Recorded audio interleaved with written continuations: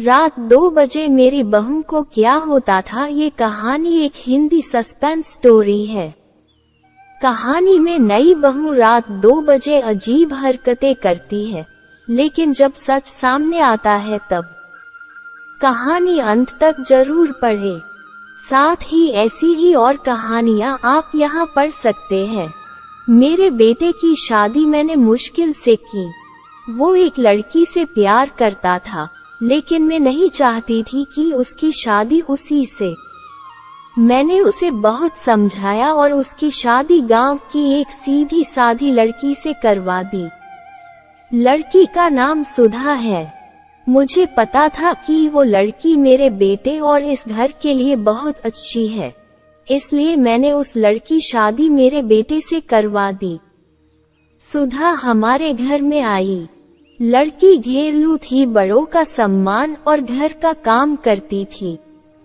अभी 10 ही शादी को हुए थे, लेकिन मुझे लगने लगा कि मैंने अपने बेटे की शादी इस लड़की से करवा कर अच्छा किया।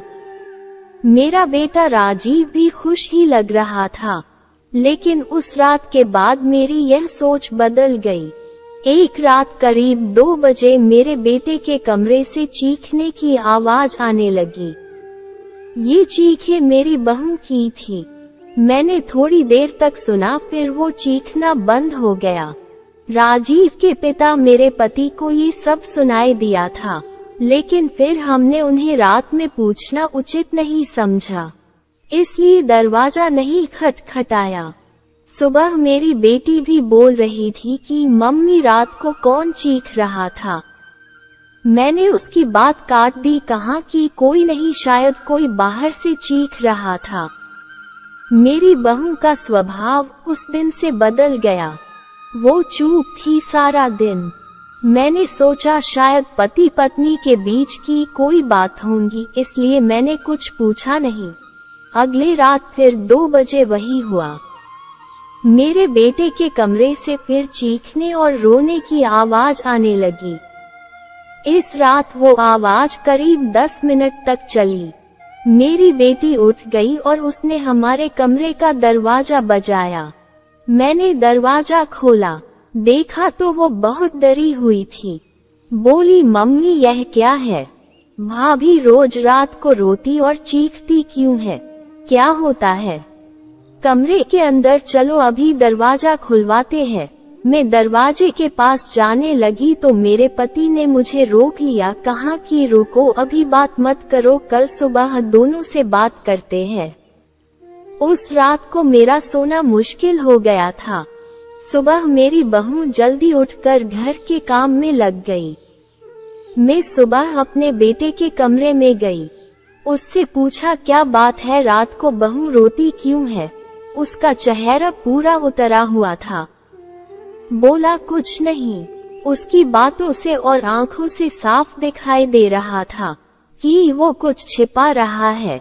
उन्होंने भी उससे पूछा, लेकिन वो कुछ नहीं बोलकर घर से बाहर चला गया। मैंने मेरी बहू से पूछा। वो कुछ काम कर रही थी।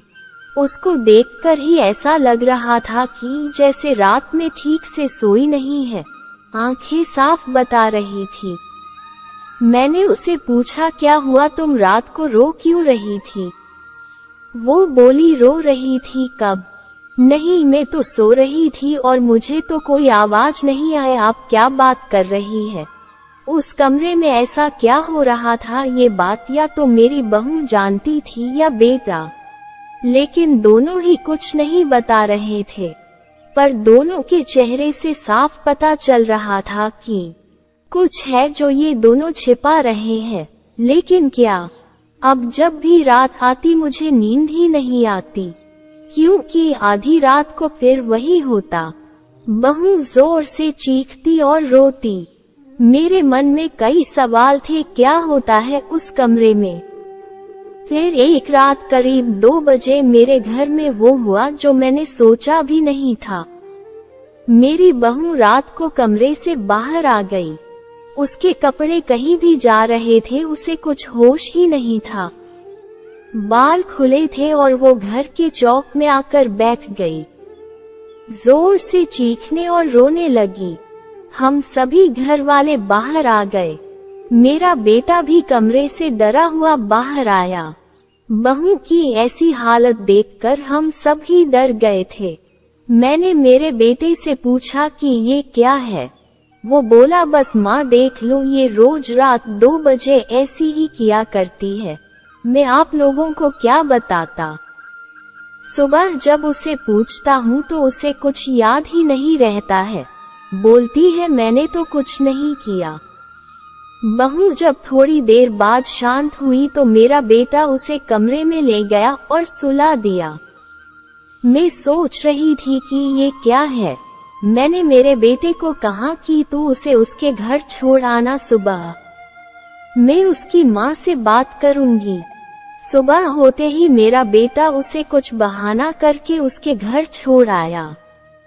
मैंने उसकी माँ से बात की। उसकी माँ ने कहा कि ये क्या बोल रहे हैं, मेरी बेटी बिल्कुल ऐसा नहीं करती है।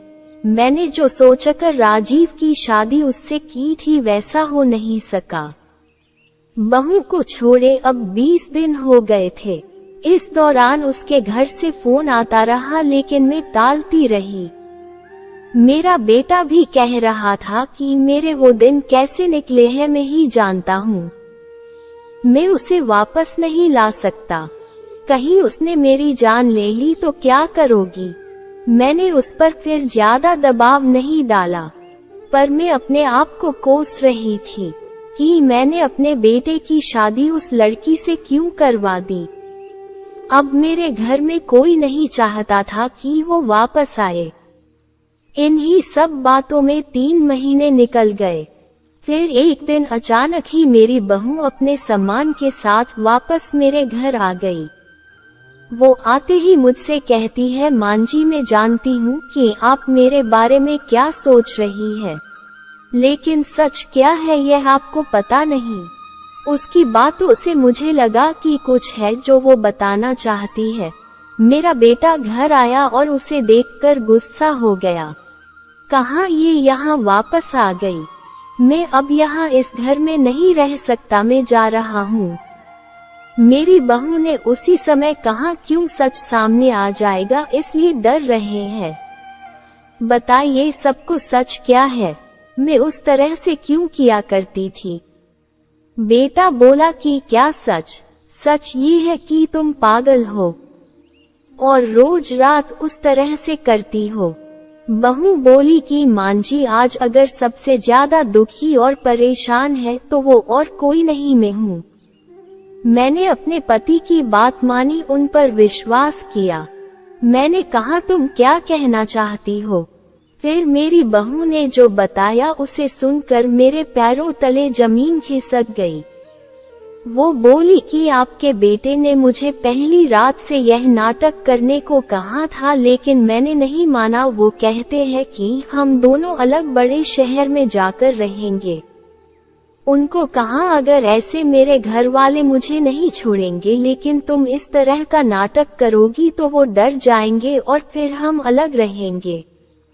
पहले मैंने बोला कि यहाँ सबके साथ अच्छा है, लेकिन फिर जब वो मुझसे बात नहीं करते थे तो मुझे उनकी बात माननी पड़ी।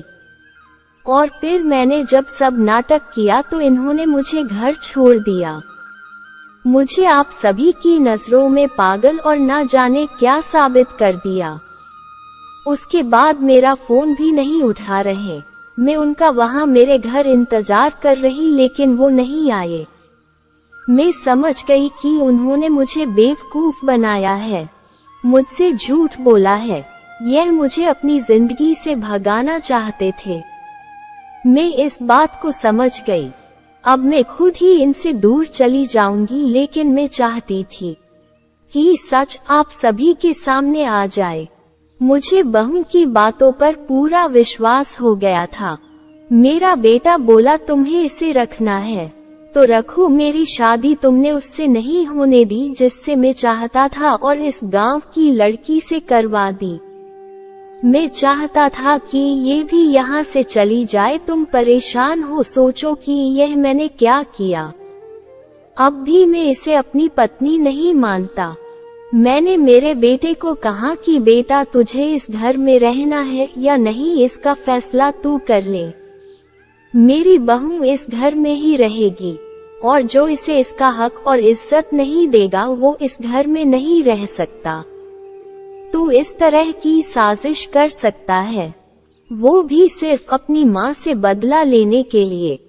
एक भोली लड़की को कुछ भी करने को कह सकता है, पर बेटा जरा तू सोच, तूने इसे जो करने को कहा इसने किया, अपने बारे में और किसी के बारे में कुछ नहीं सोचा, सिर्फ तेरा सोचा। सोच ऐसी पत्नी कहाँ मिलेगी। तू बहुत बड़ा अभागा है जो इस लड़की को छोड़ेगा। मैं बहुत खुश थी, मैंने अपने बेटे के लिए हीरा चुना था, लेकिन शायद मेरा बेटा ही उसके लायक नहीं था। मैंने मेरी बहू को प्यार से गले लगाया, मेरा बेटा भी कहीं नहीं गया। थोड़े समय तक जरूर नाराज रहा, लेकिन मुझे पता था उस लड़की से कोई प्यार किए बिना कैसे रह सकता था। आखिर धीरे धीरे सब ठीक होने लगा। आपको ये कहानी कैसी लगी कमेंट कर हमें जरूर बताएं। इसी तरह की कहानियाँ आप यहाँ पढ़ सकते हैं। हमारे साथ बने रहिए।